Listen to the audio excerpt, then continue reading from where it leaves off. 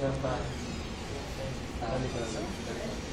Bom, pessoal, em primeiro lugar, eu gostaria já de falar aqui que é um prazer imenso e eu me sinto de certa forma satisfeito, até porque tenho pretensão de dar aula depois, de ser professor, de ver alunos do segundo semestre com um desempenho tão bom, né, com uma oratória tão boa, né, professor Miguel Ivan, se desenvolvendo tão bem.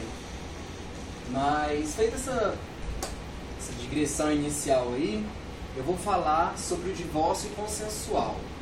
O divórcio, ele passou por várias mudanças legislativas até chegar ao status de direito fundamental previsto na Constituição Federal de 1988.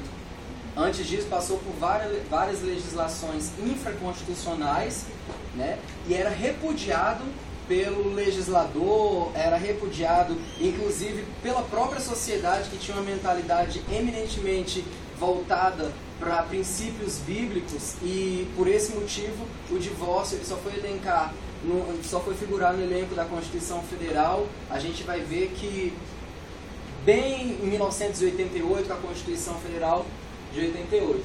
Mas olha só, pode mudar aí, por favor, professor.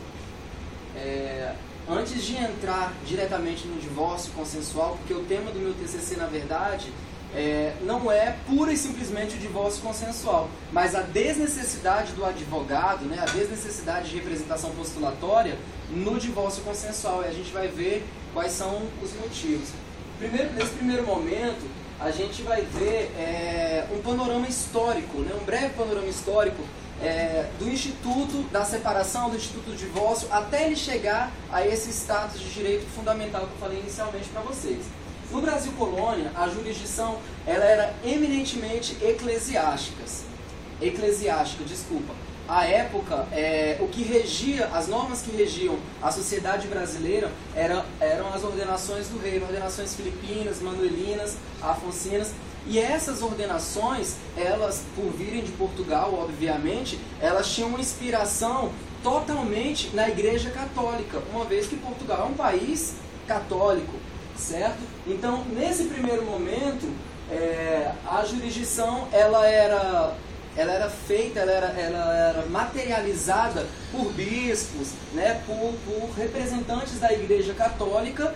E por isso o matrimônio, instituído como um bem sagrado, era alvo de proteção assim que nem se podia cogitar na possibilidade de separação. Uma vez casado, para sempre casado. Havia esse condão de indissolubilidade do matrimônio, certo? Em 1824 a gente já tem o Brasil Império e a Constituição de 1824. A Constituição de 1824, ela erigiu o matrimônio como... Na verdade, ela reforçou o que já vinha sendo reforçado, mas ela erigiu no Brasil a religião católica como religião oficial do Estado. O que a gente vê atualmente, professor, um contraponto muito grande com o princípio da laicidade estatal que rege o Estado brasileiro, ou seja, o Estado brasileiro atualmente não tem uma religião oficial, que é o princípio justamente da laicidade. O Estado é um Estado laico, mas nessa época, pela Constituição Imperial de 1824, a religião católica ela foi erigida como religião oficial do Estado. Em 1827, e aí proclamada a independência e já instaurada a monarquia no Brasil, a legislação brasileira ela era inspirada no Concílio de Trento e na Constituição do Arcebispo de Salvador. Ou seja, o catolicismo ainda estava muito presente na normatização do matrimônio, né, nessa instituição que é a família. E por isso, firmado na premissa bíblica de que o que Deus uniu, o homem não separará. Ou seja, uma vez unido pelo laço do matrimônio, já era, vai ficar para sempre casado. Não havia essa possibilidade, né, de separação. Veio o decreto 181 de 1890, e esse decreto ele instituiu a lei do matrimônio. Nessa época também o casamento ele foi reforçado com o seu condão de indissolubilidade. O casamento ele era totalmente indissolúvel, não tinha como você se separar. Até porque se você se separasse, você seria excomungado pela Igreja Católica, né? Atualmente a religião oficial do Estado. Havia uma separação, e é lógico que isso em total desobediência ao que a Igreja Católica pregava à época, que era a separação de cama e mesa. Ou seja, as pessoas interessadas em dissolver o vínculo matrimonial, ela saía de casa e pronto, estava separada, mas não tinha uma normatização que lhe respaldasse.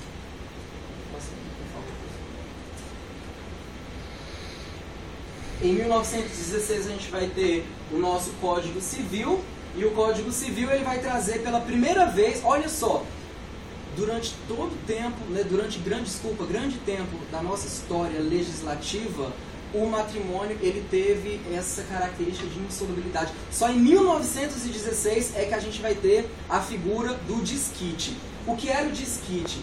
O desquite ele rompia com a sociedade conjugal, mas não rompia com o vínculo matrimonial. Ou seja, as pessoas que queriam se separar, elas saíam de casa, tinha agora esse respaldo legal para fazer isso, mas de outra sorte, o vínculo matrimonial continuava incólume. E isso significa que essas pessoas, uma vez desquitadas, não podiam se casar com outra pessoa. Ou seja, ela estava separada, mas inclusive albergada pela lei para a separação, mas não podia se casar novamente. Tudo isso eu estou falando para vocês, pessoal, para a gente ver lá na frente que para o divórcio chegar ao status de direito fundamental, que é hoje na Constituição, e hoje em dia um direito fundamental de aplicação imediata, como todos os outros são, passou por várias modificações legislativas, sendo que nesse primeiro momento sempre foi obstaculizado, certo? A Constituição dos Estados Unidos do Brasil de 1934, ela institui pela primeira vez a família, erigindo inclusive a família ao status constitucional, tirando simplesmente da legislação, das normas infraconstitucionais da família, para colocar ela agora para figurar no elenco da Constituição, sendo que o artigo 144 da Constituição de 34 falava o seguinte: a família, constituída pelo casamento indissolúvel, notem que o casamento aqui ainda tinha essa característica de indissolubilidade, está sob a proteção especial do Estado. Então, em 1834, a família ela passou para o status constitucional e de proteção do próprio Estado. A Constituição de 1937, 46, 67 e a Emenda Constitucional de 69, que muitos consideram inclusive uma Constituição, né, professor? Dada as normas constitucionais, os direitos que ela apregoava, ela trouxe pequenas alterações, sendo que a matéria só foi constitucionalizada e solidificada com um grau de dificuldade, hierarquia, rigidez, para impedir que o desquite evoluísse para o divórcio e viabilizasse a dissolução do matrimônio. Então, durante essas constituições de 37, 46, 67 e 69, o legislador constituinte, ele trabalhou de todas as formas para que o desquite não evoluísse para o divórcio. Por quê? O divórcio, ele tem o condão de dissolver o vínculo matrimonial, o que não era possível antigamente. Veio a Emenda Constitucional número 9 de 77. E essa emenda, ela previa apenas as hipóteses de divórcio indireto. Quais eram as hipóteses de divórcio indireto? Aquelas que estavam previstas na normatização infraconstitucional. E a própria normatização infraconstitucional falava dos requisitos para que esse divórcio acontecesse. E o divórcio por conversão. Passados 5 anos de separados de fato, é que podia ser realizado esse divórcio. Ou, passados 3 anos do divórcio judicial, é que poderia acontecer o divórcio. Para vocês verem que o divórcio até então estava sendo, de certa forma, obstaculizado também em 1977. Só que em 1977 é o primeiro momento em que a gente vê falar de divórcio, né? Com a lei número 6.515/77, cognominada Lei do Divórcio. A Constituição de 1988, agora a gente já vai para a nossa Carta Magna, né? Tá, não, estou terminando. A Constituição de 1988, ela institui o divórcio, né, agora como um direito fundamental, e coloca algumas imposições. Vai ser, o casamento civil pode ser dissolvido pelo divórcio após prévia separação judicial por mais de 1 ano, nos casos previstos em lei ou comprovada de fato a separação por 2 anos. Então a Constituição Federal de 88, ela erigiu, né, o divórcio a nível constitucional, só que trouxe esses prazos. Então, podemos mudar, professor, por favor? Então, olha só, agora em 2007, aí a gente já entra no tema, eu já vou finalizar logo, né? Em 2007 nós tivemos mais uma mudança na legislação, que foi a Lei 11.441 de 2007, que acrescentou o artigo 1124A ao Código de Processo Civil. O que esse artigo 1124A do Código de Processo Civil fez? Transferiu a competência do Poder Judiciário para o divórcio, para a realização do divórcio, para os cartórios, ou seja, transferiu a competência que outrora era judicial para o divórcio administrativo em cartório. E aí que entra o tema do meu TCC, que eu já vou finalizar por força do tempo.